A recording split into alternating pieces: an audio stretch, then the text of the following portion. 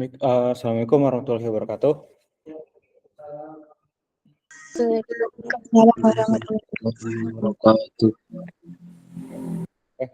Selamat malam semuanya.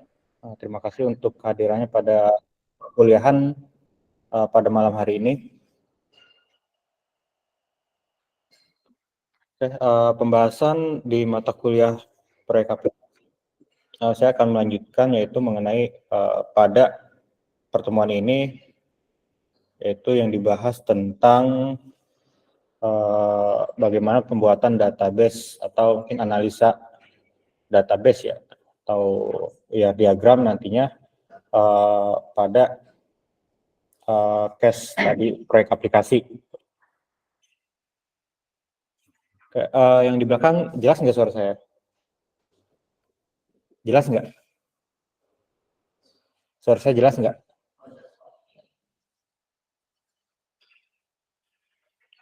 Oke.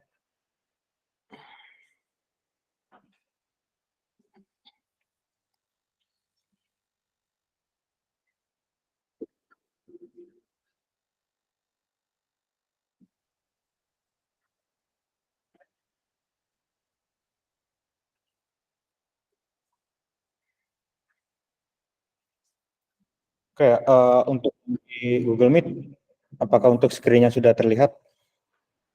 Sudah, Pak.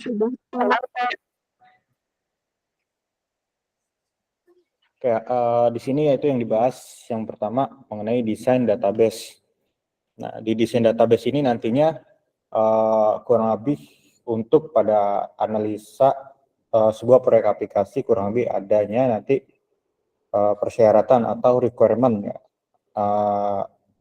Requirement analisis mengenai desain database secara konsep yang dibutuhkan itu seperti apa nantinya. Kemudian database desainnya secara logik. Kemudian apabila dibutuhkan adanya perbaikan ataupun perubahan skema, tentunya dari segi flow bisnis ataupun dari requirement-nya.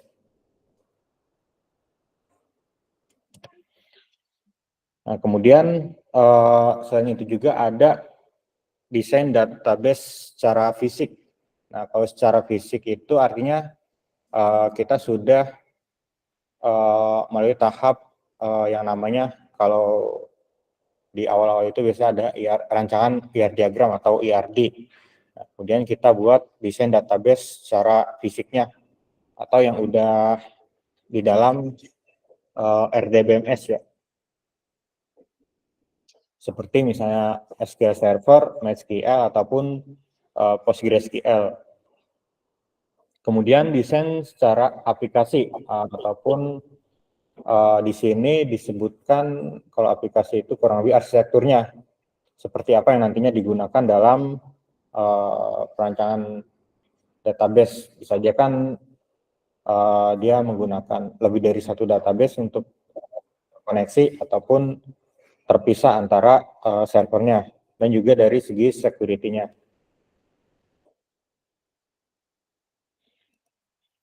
Kemudian dari analisis persyaratan atau requirement analysis. Nah, di sini kita harus dapat memahami serta mengetahui data apa yang harus disimpan ke dalam database, serta aplikasi yang harus dibangun di atasnya atau yang akan dibuat, dan juga jenis operasi apa yang akan digunakan. Nah, kalau di sini contohnya kita ya mau bikin ya sistem akademik. Nah, tentunya database yang harus atau data yang harus disimpan ke dalam database ya pasti data mahasiswa, data akademik ya tentunya. Kemudian karyawan juga ada, data karyawan, kemudian data ya biodata dari mahasiswa, kemudian ada juga kelas, mata kuliah, prodi, ya, kemudian ada ya profil kampus dan lain sebagainya mengenai apa yang ada di sistem akademik.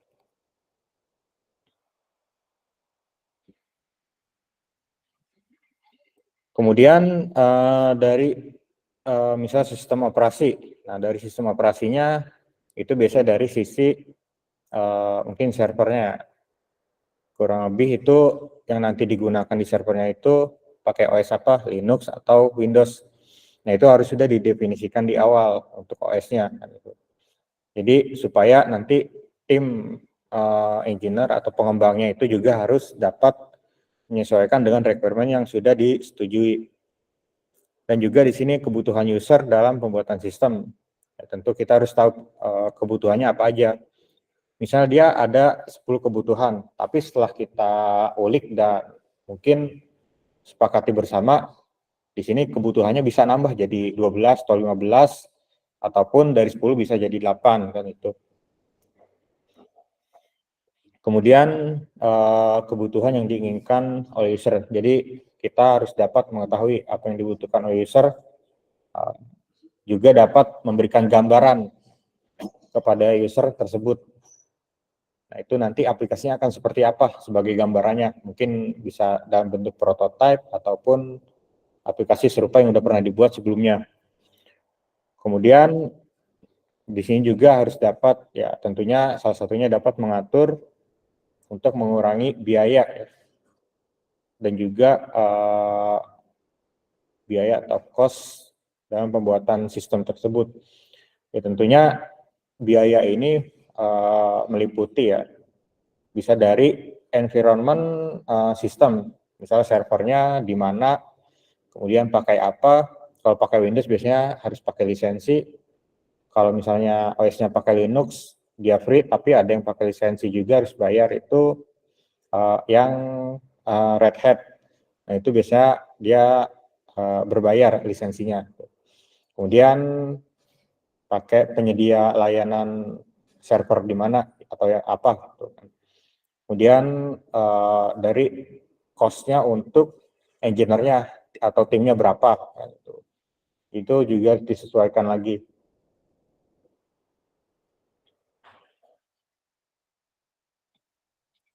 Kemudian desain database secara konseptual. Nah, di sini informasi yang dikumpulkan pada tahap analisis persyaratan yang digunakan untuk mengembangkan deskripsi data tingkat tinggi. Artinya kalau kita membuat sebuah desain database secara konsep ya, artinya udah ada konsepnya. Nah, ini untuk datanya tentunya ya, Waalaikumsalam.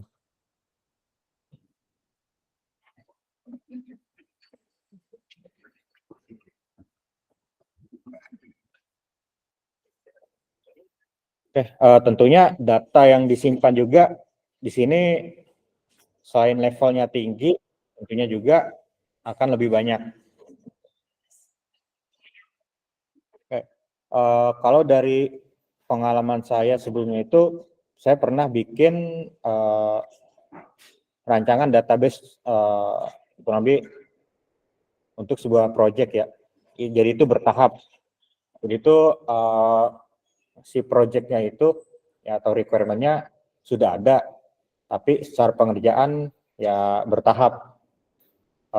Mulai apa yang dibutuhkan dulu, data master sampai data transaksi sampai reporting. Nah, itu kurang lebih ada 100 mungkin 30-an tabel itu di dalam satu sistem tersebut. Jadi 130-an tabel yang nggak kerasa ya, mungkin biasanya paling 50 atau berapa, nggak taunya setelah dicek ya sebanyak itu, karena memang data yang disimpan itu ya memang harus banyak itu untuk relasi database-nya, antar tabelnya. Jadi menyesuaikan juga, tadinya inputannya nggak bisa digabung, ya memang nggak bisa digabung, ya mau nggak mau kita harus bikin terpisah, jadi atau beda tabel kan itu. Jadi kita juga sebagai misalnya engineer harus ada keputusan juga kan itu. Ini baiknya seperti apa. Nah, kemudian ada tahapan yang sering dilakukan dengan menggunakan model IR atau entity relationship ya, diagram ya, atau IR diagram nantinya, atau IRD. Nah, biasanya sebelum ke database ataupun sebelum itu kita buat ke dalam DBMS ya, itu baik SQL Server, MySQL ataupun Postgre, itu biasanya dari analisis atau bisnis analis sudah menyiapkan kurang lebih rancangan IR diagram, atau dari pihak customer-nya kurang lebih udah ada rancangan IR diagram. Ya, tinggal kita consume aja atau tinggal pakai. Jadi kita nggak usah pusing-pusing nih, ini datanya kemana, alurnya kemana, udah kita tinggal ngolah, kita bikin aplikasinya kan itu. Nah, kemudian tujuannya di sini untuk menciptakan gambaran yang sederhana tentang data yang mirip dengan pemikiran pengguna atau user. Jadinya apa yang diinginkan user atau apa yang diharapkan user itu, misal dari kebiasaan flow bisnisnya dia ngapain aja, atau ya pin job desk-nya yang ngapain aja, dia udah kebayang nih di sistem tersebut dia bakal gimana ngapain. Secara inputan, data yang diinput user tersebut pasti udah tahu apa yang mau diinput nih. Nah, jadi itu udah harus diakomodir juga di perancangan sistem di database-nya.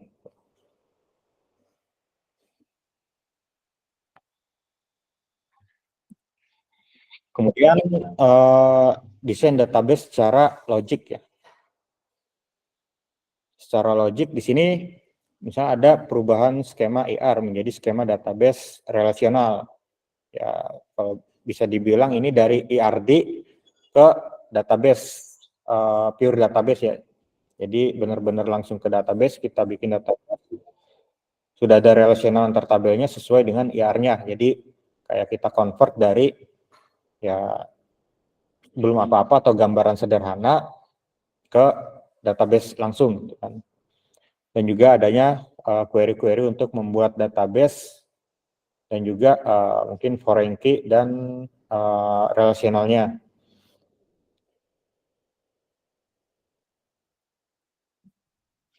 Nah, kemudian selain itu tujuannya juga agar dapat diperoleh skema secara konsep pada model data relasional yang sering dinamakan skema logik. Oke, kemudian ada perbaikan skema. Nah, di sini ada sekumpulan relasi dalam skema database relasional, yaitu untuk mengidentifikasi permasalahan yang muncul dan memperbaikinya. Nah, di sini memperbaiki database relasional apabila ada data yang tidak sesuai dengan skemanya. Nah, bisa aja udah di pertengahan jalan project, ternyata ada mungkin satu buah struktur data itu yang nggak sesuai, jadi mau di take out, dihapus atau diubah nih kan. Jadi nggak sesuai atau mau disesuainya gimana? Dia nggak sesuainya mau dihapus, diganti, ataupun diubah, diedit kan itu. Nah, biasanya kalau kayak gitu sering datanya nggak rapih ketika diolah. Kalau biasanya terdapat yang nggak sesuai, tidak ada kesesuaian. Nah, dan juga kita harus dapat menganalisis. Artinya ya mungkin awalnya itu udah benar, tapi setelah dijalani atau dicoba data tersebut itu nggak berhasil atau nggak sesuai dengan yang ya nantinya user mau kan itu. Yang tadinya dia bisa 10 data dalam sekali input, tapi dia hanya bisa 1 data. Itu ya skemanya gimana untuk perbaikan database-nya. Nah, dan juga selain analisis kita harus dapat memperbaiki, artinya ada solusinya kan itu. Nah, kemudian desain database fisik ya. Di sini mencakup pembuatan indeks pada beberapa tabel. Nah, indeks di sini itu kurang lebih seperti primary key, foreign key atau unique key ya. Artinya field atau kolom di dalam sebuah table itu yang sebagai sebuah kunci atau yang nantinya sebagai dia relasi ke tabel yang lain. Dan juga untuk pengompokan beberapa tabel yang melibatkan desain ulang yang substansi terhadap beberapa bagian skema database. Artinya kalau secara pengelompokan itu bisa disebut sebagai sub-sub dari table atau parent yang atasnya. Jadi dia memiliki child atau anak di dalam tabelnya. Jadi untuk berelasinya dengan key unit atau indeks foreign key. Oke, untuk kemudian desain aplikasi dan juga keamanan. Nah, di sini semua proyek software atau perangkat lunak yang melibatkan sebuah DBMS atau database management system itu harus mempertimbangkan aspek aplikasi yang ada di luar database.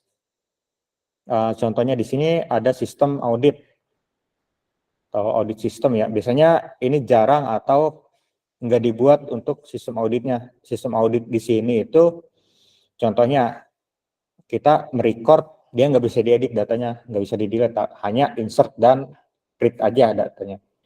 Jadi misalnya saya login, nah login kebaca nih, saya pakai user apa, terus pakai perangkat apa, browser apa, jam berapa, IP-nya berapa, itu bisa ketahuan nih kalau dibuat seperti itu.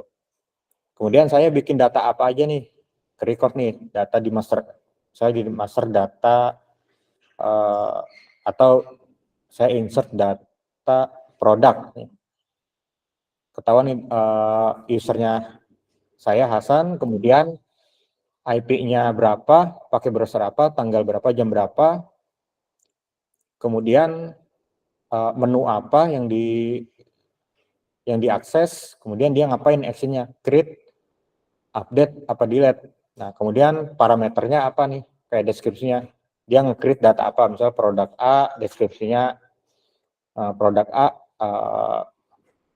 adalah sebagai berikut, kemudian dengan harga sebagai berikut, misalnya. Itu ada recordnya kalau dibikin sistem audit. Jadi ketahuan siapa yang bikin, siapa yang ubah, siapa yang hapus, itu ada recordnya. Enggak sembarang user bisa akses record tersebut.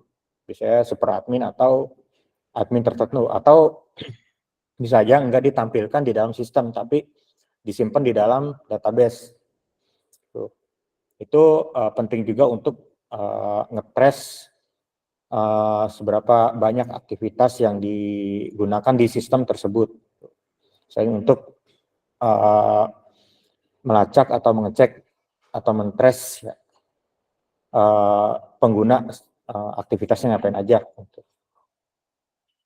Kemudian enkripsi ya, sistem DBMS di sini sebaiknya dienkripsi, artinya secara database kita harus dapat mengenkripsi terutama untuk isi datanya.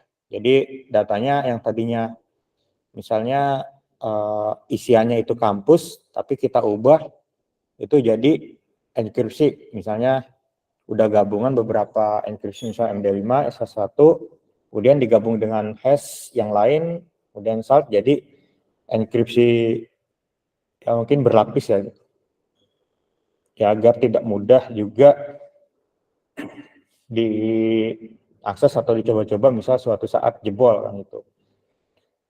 Ya biasanya yang dienkripsi itu data-data yang penting, misalnya kredensial seperti user login, kemudian data pribadi, dan juga data transaksi yang masuk ke dalam ya rekening ataupun keuangan kan itu. Intinya data-data yang penting dan termasuk dalam data pribadi. Dan bisa dibuat digital signature juga. Nah, kalau digital signature biasanya ada yang bikin, tapi ada juga yang nggak pakai gitu. Ya, kalau digital signature itu biasanya nempel di satu user biasanya. Di tiap user punya signature-nya sendiri. Jadi ya berupa enkripsi juga biasanya kalau secara di database. Nah, kemudian entity relationship atau ER diagram. Nah, di sini model datanya terdiri dari sekumpulan objek yang disebut dengan entitas dan hubungan yang terjadi di antara objek-objek tersebut. Jadi kurang lebih ada misalnya 3 entitas. Nah, 3 entitas tersebut misalnya mahasiswa kelas mata kuliah. Nah, itu tentunya harus saling memiliki relasi. Jadi mahasiswa punya relasi dengan kelas dan juga dengan mata kuliah. Kemudian di sini terbagi 3 konsep, ada entitas, himpunan relationship, dan atribut. Biasanya kalau entitas itu kalau di database sebagai table, nah relationship-nya ini sebagai relasi antar table. Kemudian atributnya itu kolom-kolomnya kalau di table database ya. Misalnya name, alamat, atau address, nah itu masuknya atribut.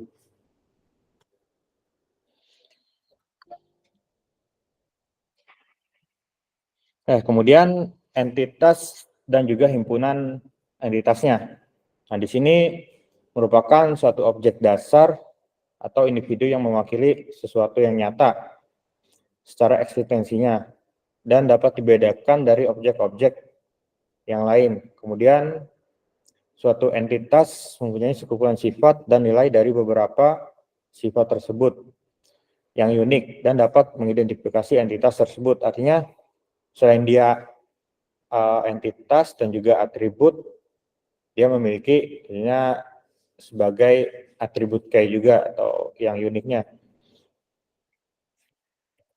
Nah, kemudian contohnya di sini dari entitas, misalnya entitas mahasiswa. Nah, misalnya setiap mahasiswa pada suatu perguruan tinggi merupakan suatu entitas. Nah, berarti saya sebut entitas mahasiswa aja atau tabel mahasiswa kalau di database. Kemudian dan NIM secara unik. NIM ini sebagai atribut atau atribut key karena kita buat sebagai unique key karena enggak semua yang atau udah pasti semua mahasiswa nggak punya NIM yang sama gitu. Ya mungkin kalau beda kampus ya pasti ada yang sama. Ya nggak mungkin beda semua, pasti ada yang sama. Dan dapat menjadi identitas seorang mahasiswa. Jadi di masing-masing entitas kita harus buat juga sebagai atribut key-nya juga.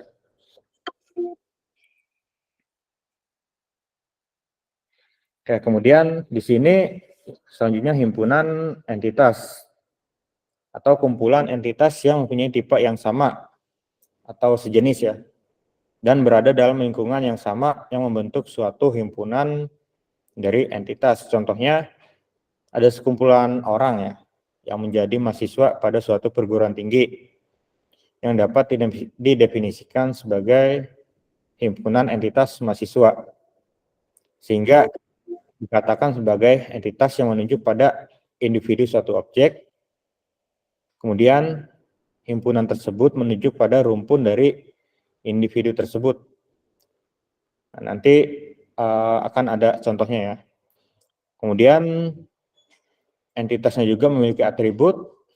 Atributnya ini berupa sifat-sifat atau properti yang dimiliki oleh entitas. Jadi himpunan entitas mahasiswa punya atribut yang dimiliki atau ya misal kalian mahasiswa, tentu atributnya ada NIM, nama, alamat, email, tanggal lahir kan biasanya. Kemudian ya mungkin parameter yang lain juga ada kan. Kemudian contohnya itu di sini contohnya ya sebagai entitas himpunan mahasiswa ada NIM. Nah, NIM ini sebagai atribut key nantinya atau unique atribut. Kemudian nama mahasiswa sini atribut biasa, alamat dan tanggal lahir juga sebagai atribut biasa. Nah, dari data ini itu bisa jadi satu tabel atau entitas ya dari himpunan mahasiswa. Nah, tentu NIM harus unik, harus kita set di database juga unik. Jadi agar kita misalnya di kemudian hari ya, misalnya 07 0002 ketika di save tentu akan gagal karena udah ada data sebelumnya. Jadi itu salah satu juga di database bisa handle. Ya, kalau melalui sebuah aplikasi atau program untuk validasi inputnya, itu bisa aja kita buat pengecekan terlebih dahulu ke database. Kan gitu. Jadi langsung ketahuan nih bahwa NIM tersebut udah ada kan gitu. Tapi kalau kita nggak buat validasinya ketika di save, tapi kita buat set unique key ya, di kolom NIM-nya, itu nanti akan ada respon bahwa data tersebut harus unik atau satu ya, atau nggak boleh sama. Gitu. Nah, kemudian atribut dalam IR ada karakteristik atau beberapa tipe ya. Atribut sederhana dan komposit. Intinya yang sederhana ya bisa nama, alamat, telepon. Kemudian yang enggak terlalu unik ya. Kemudian yang bernilai tunggal dan banyak. Nah, tunggal dan banyak ya biasanya kan nomor HP itu bisa lebih dari satu kalau di sistemnya dibuat data pengguna bisa isi lebih dari satu nomor HP. Kemudian ada atribut dengan nilai 0, artinya kosong. Bisa di-set, dia boleh kosong. Kemudian ada turunan, atau dia punya child lagi, atau anak dari atribut tersebut.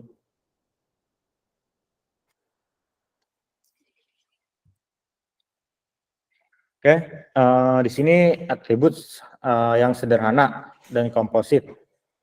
Nah, di sini yang tidak dapat diuraikan menjadi sub atribut atau tidak dapat diuraikan menjadi atribut yang lain. Nah, kemudian atribut komposit atau sederhana juga itu atribut yang dapat diuraikan menjadi beberapa sub atribut. Artinya kalau yang sederhana ya sama komposit berbeda.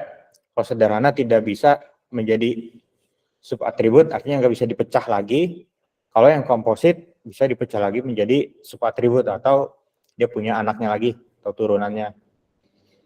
Nah, contohnya di sini nama mahasiswa merupakan atribut sederhana, sedangkan alamat merupakan atribut komposit karena dapat diuraikan menjadi.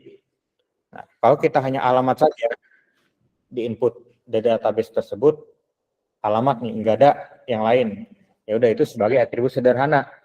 Tapi kalau kita buat alamat, tapi ada kayak misalnya nama jalan, kemudian RT RW, kode pos, kelurahan, kecamatan, kabupaten ya, provinsi. Nah itu jadi sebagai turunannya atau subnya dari alamat kan itu.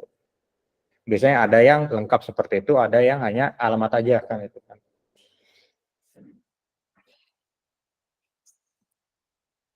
Kemudian atribut yang tunggal dan banyak. Nah, di sini bernilai tunggal ditujukan pada atribut yang mempunyai atau memiliki paling banyak satu nilai untuk setiap baris data. Contohnya data mahasiswa di atas semua atribut merupakan atribut bernilai tunggal ya. Kemudian bernilai banyak adalah atribut yang dapat berisi lebih dari satu nilai, tapi mempunyai jenis yang sama. Contohnya di sini hobi ya, pada data mahasiswa. Ya hobi bisa nilainya bisa lebih dari satu, tapi bisa sama isinya. Gitu. Misalnya ada yang punya hobi mancing, main bola kan, tuh, main tenis, olahraga, musik. Kemudian mahasiswa yang lain ada yang bisa lari atau main tenis kan, atau nyanyi. Nah itu kan bisa ada beberapa yang ketemu jenis yang sama. Nah tapi datanya bisa lebih dari satu.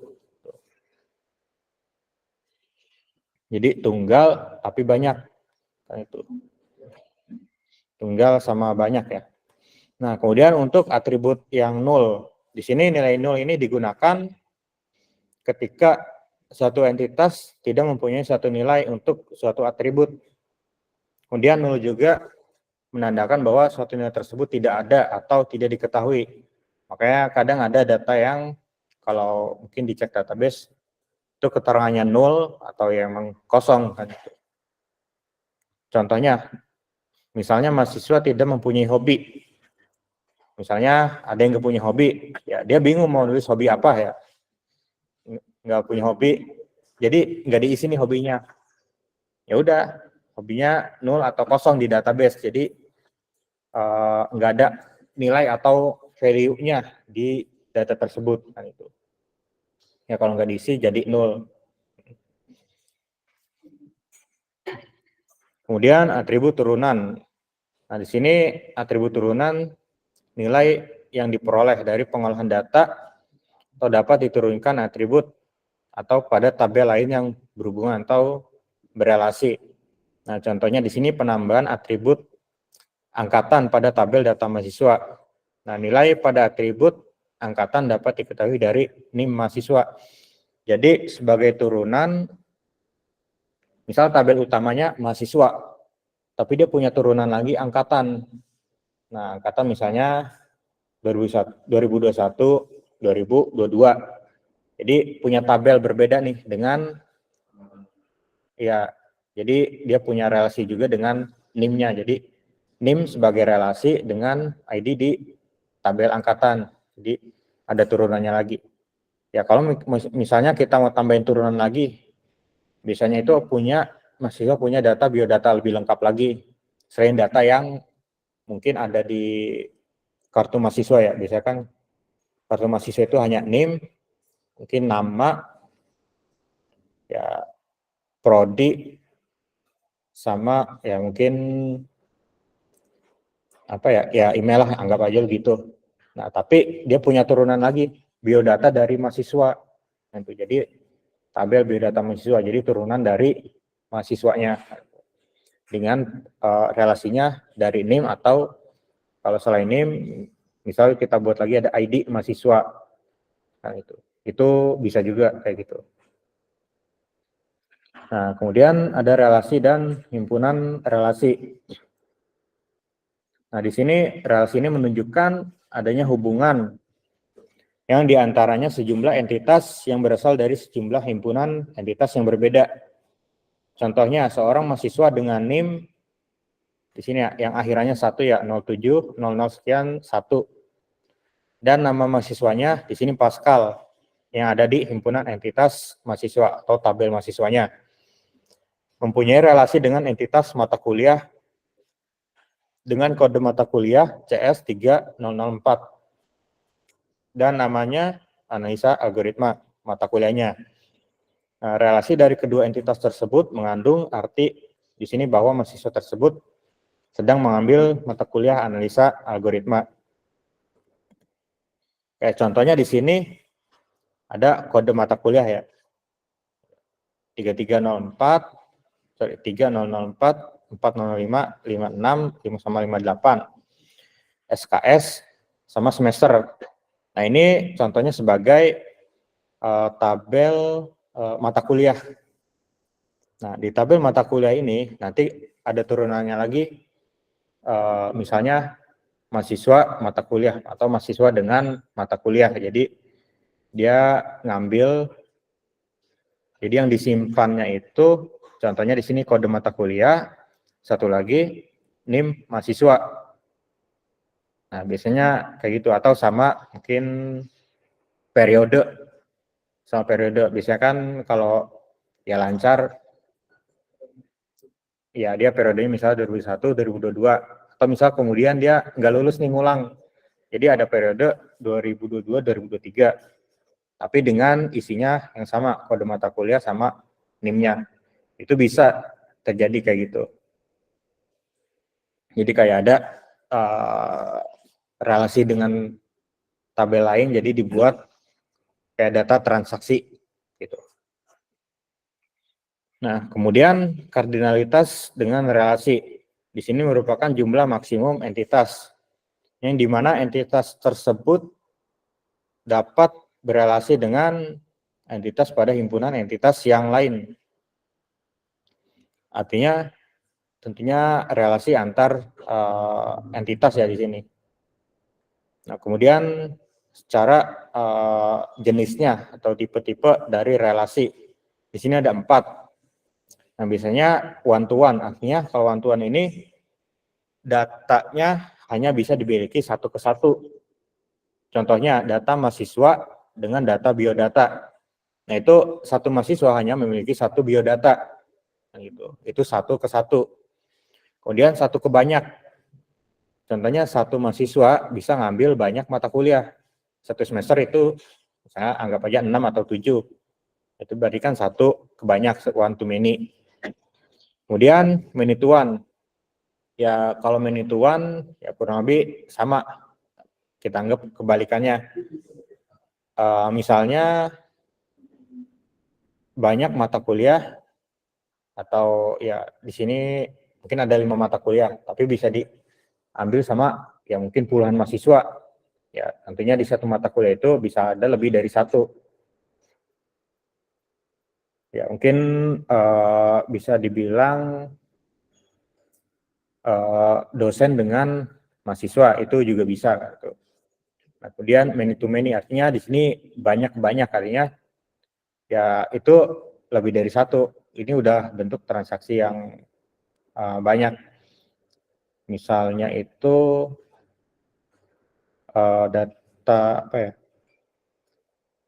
Yang mungkin paling umum ya data mata kuliah ya per periode misalnya. Ya dengan mahasiswa itu kurang lebih hampir sama ya dengan yang relasi yang lain. Tapi kalau kita ya nyimpen datanya sesuai, nanti juga kebaca nih, oh ini relasinya apa nih. Kalau tadi contoh mahasiswa dengan biodata mahasiswa itu 1 ke 1.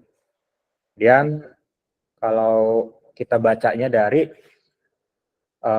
mahasiswa ke mata kuliah itu bisa 1 ke banyak, artinya satu mahasiswa bisa ngambil banyak mata kuliah. Kemudian many to one, ya bisa aja kebalikannya dari mata kuliah ke mahasiswa atau ke kelas atau ke dosen bisa. Jadi banyak mata kuliah bisa diambil satu dosen kan gitu. Kemudian banyak ke banyak ya. Ini itu bisa dari mata kuliah ke mahasiswa juga bisa, ke dosen juga bisa. Jadi ketika dicek datanya ya ini ada gitu. Misalnya 5 mata kuliah.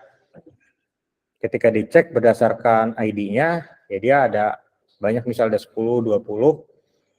Itu secara ya relasi kalau udah benar itu udah bisa diolah datanya.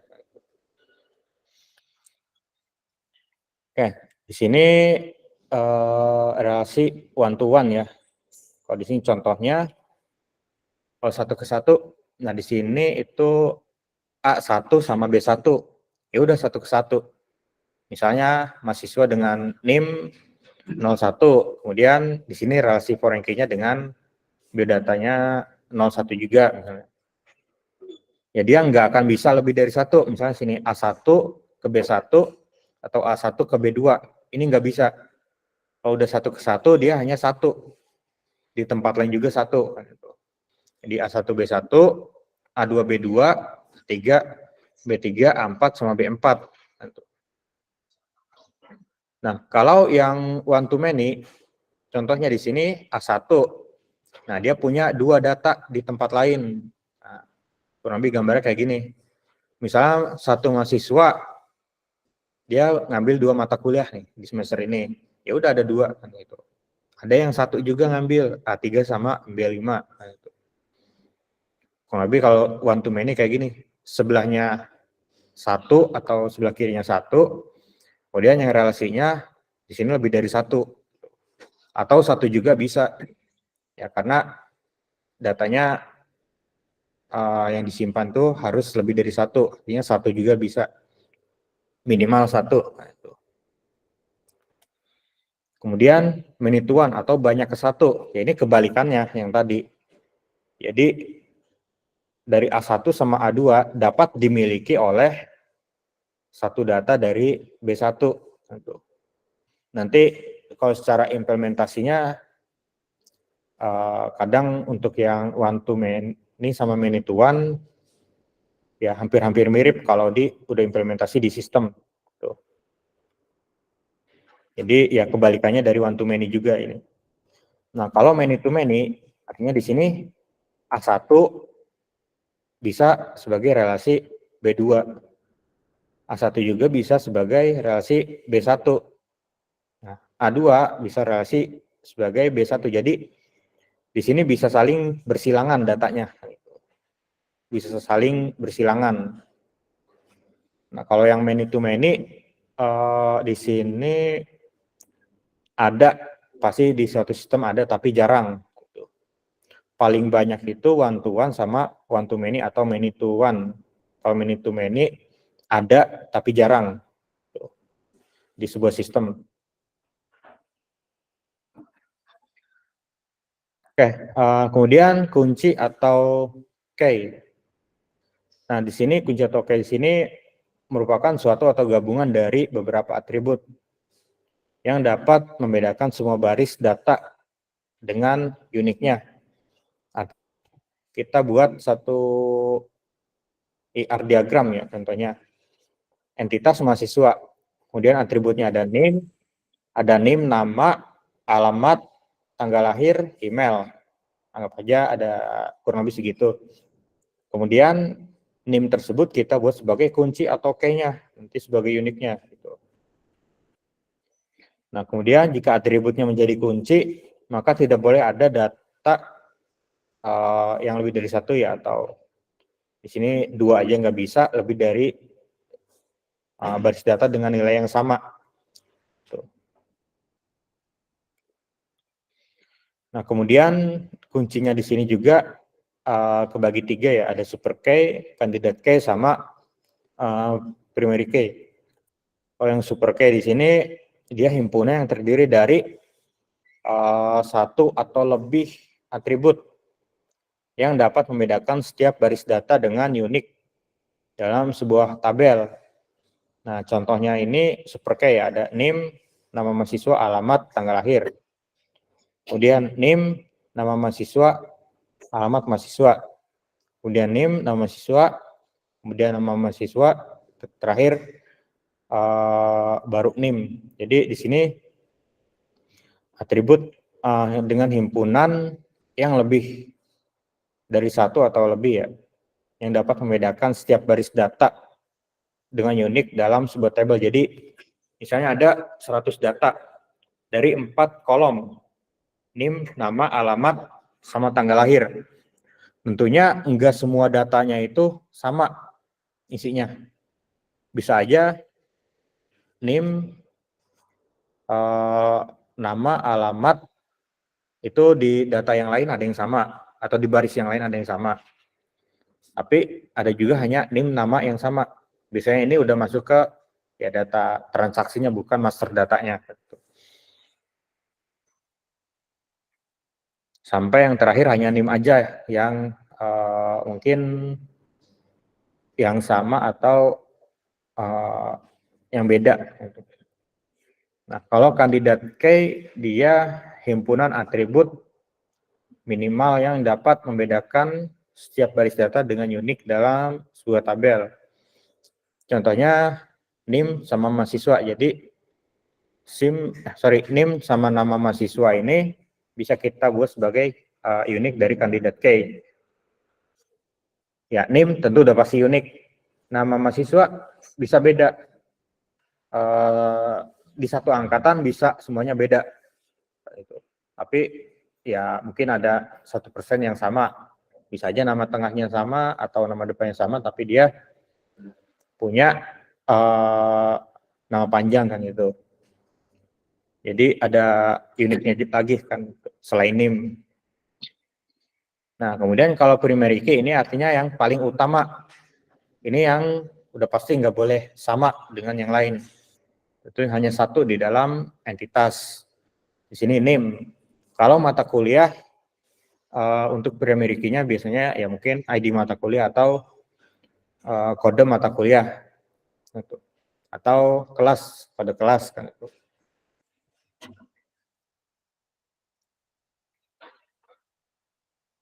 Oke, selanjutnya di sini ada mungkin ya tentang IRD ya. Di sini suatu database dapat digambarkan secara grafik dengan suatu diagram entity relationship atau IR.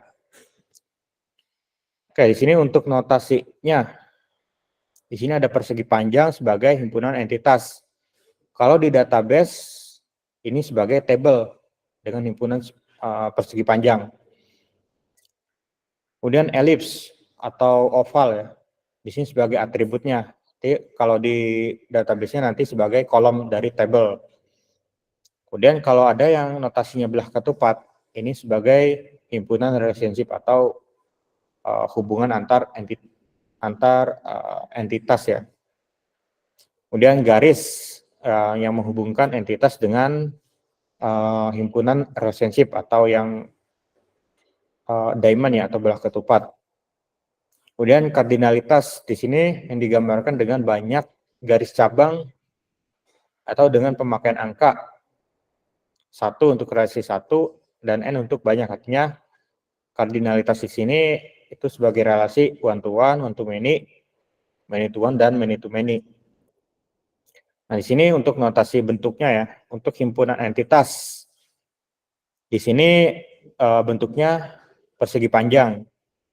Kalau atribut di sini oval atau ya oval ya. Di sini oval atau elips. Nah, kalau kita buat ada garis bawahnya, misalnya di sini nama atributnya A atau nim lah gitu. Atributnya namanya nim, ada garis bawah di sini sebagai K atau unique K sebagai primary, candidate atau super K. Itu bisa, tapi umumnya biasanya kalau ada garis bawah sebagai primary key itu. Kalau nggak ada dia atribut biasa biasanya. Kemudian untuk relasi di sini bentuknya diamond atau belah ketupat. Kemudian kalau garis biasanya yang menghubungkan antara relasi diamond dengan entitasnya. Nanti ada contohnya. Kemudian tahapan pembuatan diagram ya. Di sini identifikasi dengan menetapkan seluruh himpunan entitas yang akan terlibat. Kemudian tentukan atribut dari masing-masing himpunan entitas. Tentunya contohnya dari mahasiswa, atributnya apa aja, mata kuliah apa aja, kemudian atribut dosen apa aja, atribut biodata apa aja. Kemudian identifikasi dan menetapkan seluruh himpunan relasi di antara himpunan entitas yang ada beserta dengan foreign key-nya atau unique key-nya atau indeks. Kemudian tentukan derajat cardinality atau relasinya. Itu bentuk relasinya, cardinality-nya one to many atau sebagainya. Kemudian lengkapi himpunan entitas dan himpunan relasi dengan atribut deskripsi atau non-key. Oke, selanjutnya di sini ada contoh, nanti ada bentuk gambarannya. Contohnya relasi antara himpunan entitas mahasiswa dengan himpunan mata kuliah atau entitas mata kuliah. Kemudian relasinya disebut sebagai belajar. Nah, di relasi ini seorang mahasiswa bisa ngambil lebih dari satu mata kuliah. Dan setiap mata kuliah dapat diambil lebih dari satu mahasiswa. Artinya setiap mata kuliahnya. Jadi mungkin many to one atau many to many nih biasanya. Kalau yang setiap mata kuliah dapat diambil lebih dari satu mahasiswa. Oke, contohnya ya di sini ada mahasiswa dengan mata kuliah. Nah, di sini many to many ya. Tapi kadang ada juga yang bikin one to many, tapi nanti ada transaksi yang lain. Nah, di sini entitas mahasiswa dan entitas mata kuliah dengan masing-masing atribut. Di sini ada mahasiswa dan NIM, nama, alamat, sama tanggal lahir. Nah, NIM yang ada garis bawah ini sebagai key atau kuncinya. Nah, kemudian belajar ini sebagai nanti relasinya. Ya, mungkin dia bentuk relasinya atau penamaan relasinya bisa bebas. Misal belajar atau mengambil bisa. Nah, kalau biasanya kalau yang ada 3 cabang di diamond ini jarang dipakai atau jarang dibikin. Biasanya umumnya hanya diamond aja, tinggal dilihat aja mana yang bisa jadi relasinya. Oke, di sini ada NIM, kode mata kuliah sama nilai. Di dibentuk untuk relasinya ya. Kemudian di mata kuliah ada kode mata kuliah, nama, SKS, sama semester. Nah, jadi di sini banyak mahasiswa bisa ngambil banyak mata kuliah. Artinya ya bisa aja satu mahasiswa bisa ngambil lebih dari satu mata kuliah. Ya, atau kebalikannya, banyak mata kuliah bisa diambil oleh banyak mahasiswa. Nah, nantinya tersimpan nih di tabel satu lagi, transaksi misalnya. Misal ada satu tabel lagi, kita bikin itu namanya mahasiswa mata kuliah kan itu. Jadi ada NIM, kode mata kuliah. Jadi isinya biasanya dua itu yang jadi nanti buat relasinya kan itu. Jadi ada ya tabel ketiga atau buat transaksi. Tapi bisa juga kita nggak bikin kan itu. Nah, kecuali kalau one to one biasanya nggak ada kayak gini nih. Tapi kalau many to many ya mungkin ya perlu, tapi kadang ada juga yang nggak bikin. Nah, biasanya yang di belajar ini yang kayak ada name, kode, sama nilai biasanya nggak ada secara pembuatan IRD. Secara pembuatan IRD biasanya nggak ada, hanya bentuk diamond-nya aja atau belah ketupatnya aja. Kemudian himpunan entitas yang lemah atau weak entity set. Di sini yang tidak memiliki atribut yang dapat berfungsi sebagai primary key. Kemudian himpunannya juga entitasnya lemah dan berisi entitas-entitas yang kemunculannya bergantung pada keberadaannya dalam sebuah relasi terhadap entitas yang lain yang lebih kuat. Contohnya tabel mahasiswa dapat dilengkapi dengan entitas baru yaitu hobi. Nah, jadi di sini tabel atau entitas mahasiswa dia isinya hanya 4 atribut. Nah, tapi kita bisa nambahin lagi nih kayak turunannya gitu kan. Atau turunan dari si mahasiswa ke tabel lain kita simpan. Jadi dia penting, tapi kadang ya nggak penting juga karena ada yang nggak ngisi juga kan gitu. Karena nggak ada kewajiban juga buat ngisi datanya. Nah, biasanya di sini untuk bikin relasinya itu dengan name di tabel hobi atau entitas hobi, kemudian dengan isi hobinya apa. Gitu. Jadi bisa juga sebenarnya kita bikin satu atribut dengan entitas yang sama. Bisa juga kita pecah nih. Jadi one to many untuk relasinya. Satu mahasiswa punya banyak hobi. Ya lebih dari satu kalau diisi. Bisa 1, 2, 3, atau bisa aja kosong kan itu.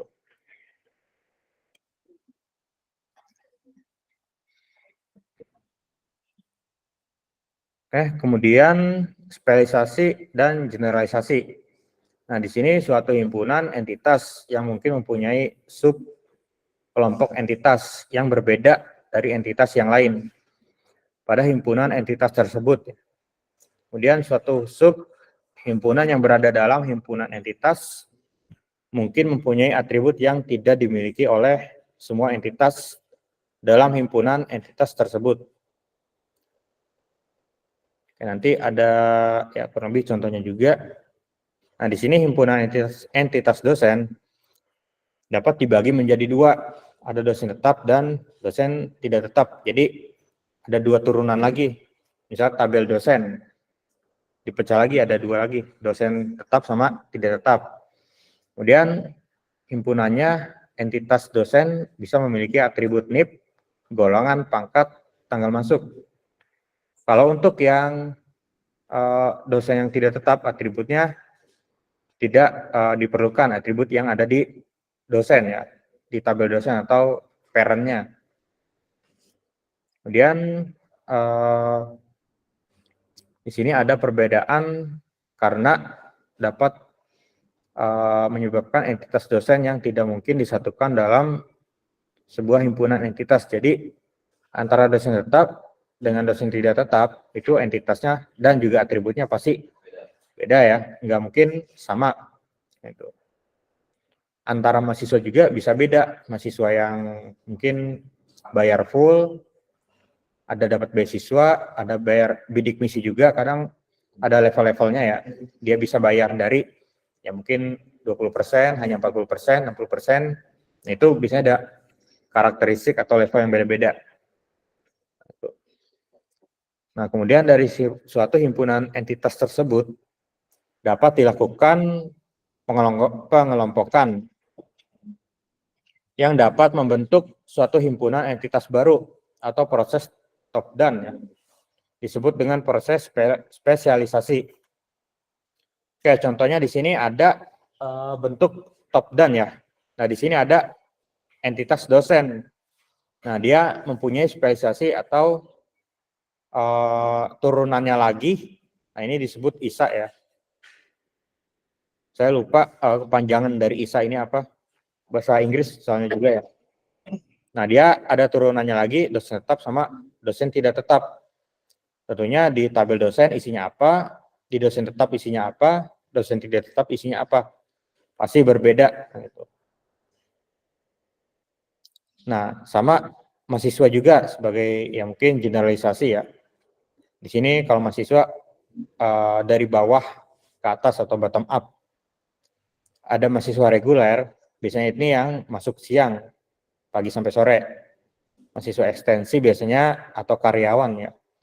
Itu yang ya malam atau sampai Sabtu Minggu atau hanya yang Sabtu Minggu kan itu.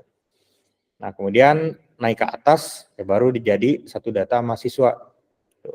Ya tentunya di sini juga ada beda, bayarnya juga beda, kuliahnya juga beda, jam masuknya, tingkat ya ini juga ya mungkin beda. Ya saya pernah ngerasain juga kuliah siang, kuliah malam, kuliah Sabtu Minggu pernah ngerasain. Jadi bedanya kerasa. Kalau malam ya kayak gini, hanya pulang kerja kuliah. Ya kalau Sabtu biasanya dari pagi sampai sore. Gitu. Nah kalau siang ya seminggu paling ya seminggu Senin sampai Jumat, tapi paling yang masuk 3 hari. Ada yang dari pagi sampai sore, ada yang sore aja, ada yang pagi aja. Ya tentunya juga beda ya secara set pengaturan.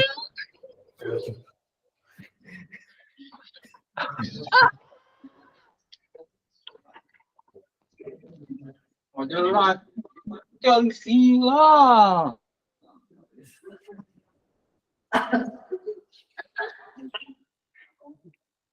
Oke ya, lanjut. Kaget ya.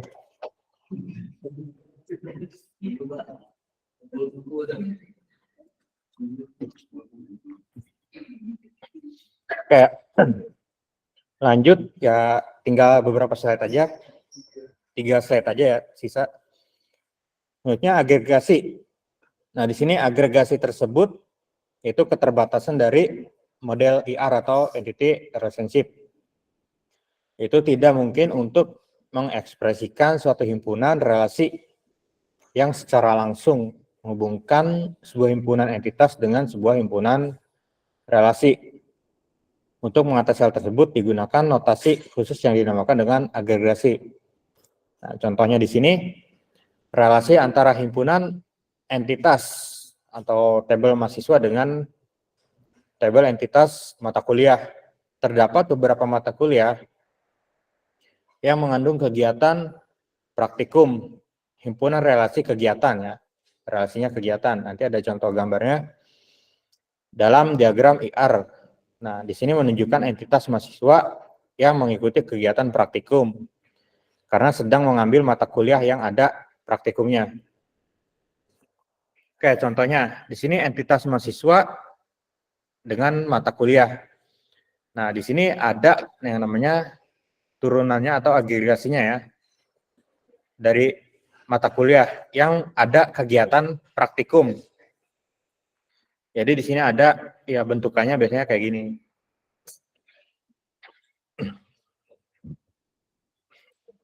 Kayak kegiatan ada NIM, kode praktikum, kode mata kuliah, nilai. Ini ada jika mata kuliahnya itu ada praktikum. Jadi misalnya ada mata kuliah programming, tentu ada teori sama praktikum. Yaitu tentunya harus ada kegiatan ini atau bentuk agregasi kayak gini. Nah, kemudian praktikumnya ini ada kode praktikum sama praktikumnya apa. Tentunya nanti berrelasi dengan mata kuliah sama mahasiswa yang ambil siapa aja.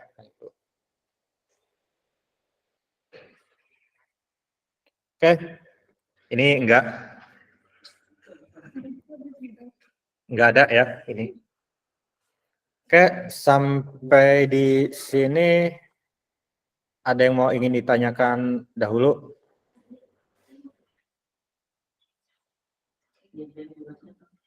Hah?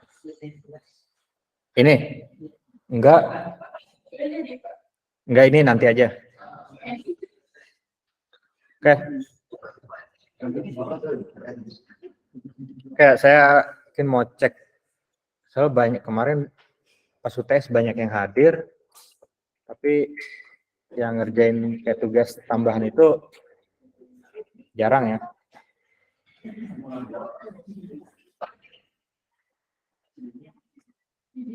Oke, kan sebelumnya saya bilang ya, itu yang ya mungkin kehadiran atau yang jarang masuk ya itu lebih atau kurang dari 5, itu harus ngerjain tugas tambahan.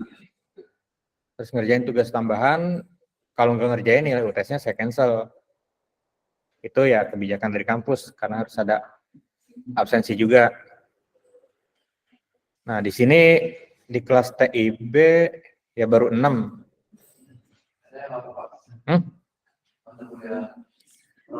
Sama dua-duanya. Ya. Nanti tinggal dicek aja. Bisa cek absensi ya di profile, grades. Ya, mungkin di grup udah dibahas juga sama teman-teman yang lain. Oke, ini untuk tugas tambahan nanti waktunya saya perpanjang lagi sampai tanggal berapa ya? Jadi saya kasih waktu lagi nih, terakhir. Sampai tanggal ya akhir tahun nggak lulus. Sampai tanggal 3 Juni Sabtu. Nah, sampai tanggal 3 Juni. Oke, buat yang di online sama yang di kelas ya tolong diingat ya. Dibaca juga nih ketentuannya. Kalau yang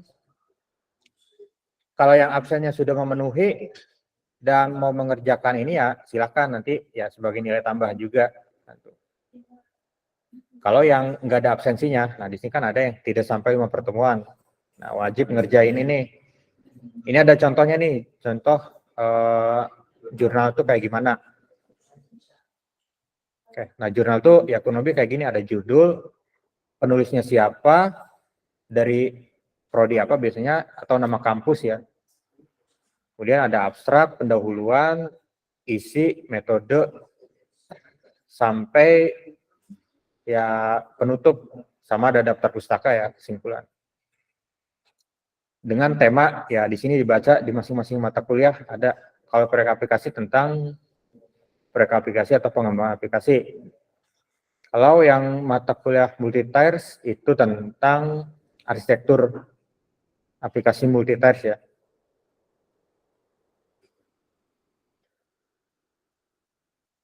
Oke, nanti untuk yang tugas tambahan saya perpanjang sampai 3 Juni.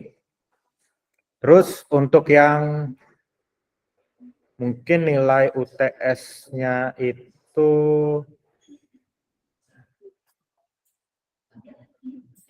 ya kalau yang udah perbaikan kalau konsultannya itu kan untuk di itu berapa? yang di mana? Yang untuk jumlah dari absen tugas sama tesnya. Oke, kalau yang ada submit tugasnya saya nggak nilai atau nggak ngisi grade-nya ya. Ya itu kalau udah ngupload ya udah anggap aja udah kan, udah mengerjakan. Nah di sini sampai ke 7, kalau absen sih harusnya 6 ya, 6 sama ini 7. Kalau udah yang ngerjain UTS itu 8. kalau udah ngerjain UTS, kan UTS nggak ada absen, tapi kalau yang ngerjain saya anggap sebagai absen nanti. Nanti kan datanya saya olah lagi, gitu. Itu kan yang kalau pertemuan offline terus ngisi gimana? Ya itu kan sebenarnya udah dari awal juga kan, dari pertemuan-pertemuan awal. Ya nggak ngisi siapa? Ya kan bilang dari awal, nanti ini lagi ya.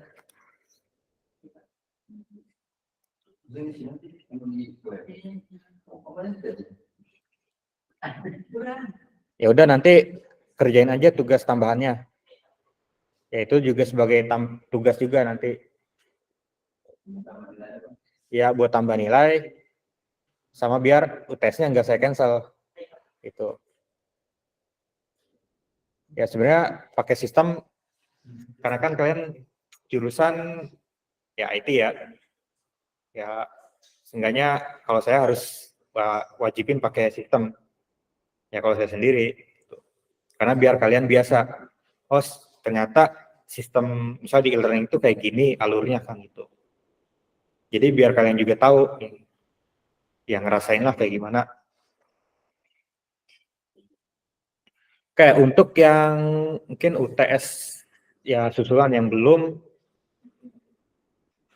nanti saya buka lagi sampai tanggal sampai tanggal 3 Juni hari Sabtu. Soalnya hari Minggunya mau saya olah datanya. Buat saya storein ke akademik. Oke, nanti berarti tugas tambahan saya perpanjang sampai 3 Juni. UTS susulan yang belum, mungkin sama yang belum sempat perbaikan sampai 3 Juni nanti saya buka. Oke, ini udah berbaik hati sekali nih. Biasanya ya cuek-cuek aja. Ya tapi kalau kalian juga nggak peduli sama diri kalian sendiri, ya udah.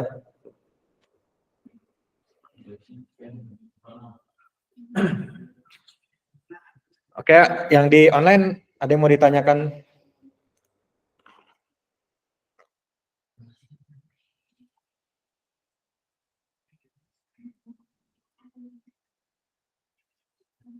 Oke, yang di online cukup jelas. Nanti saya share lagi di grup infonya ya. Baik Pak, terima kasih. Oke, ya. Yang di kelas cukup? Cukup. Mau tugas lagi nggak? Ya. Oke, nanti ya. Oke, terima kasih semuanya. Saya cukupkan untuk perkuliahan pada malam hari ini ya. Jangan lupa untuk absensi di e-learning ya. Jangan lupa untuk absensi. Kalau ada yang nggak bisa absen, nggak bisa login, hubungi saya. Kalau misalnya udah saya kasih password tapi lupa lagi, disimpan ya passwordnya. Oke, terima kasih semuanya. Selamat malam. Wassalamualaikum warahmatullahi wabarakatuh. Waalaikumsalam warahmatullahi wabarakatuh. Waalaikumsalam warahmatullahi wabarakatuh. Warahmatullahi wabarakatuh.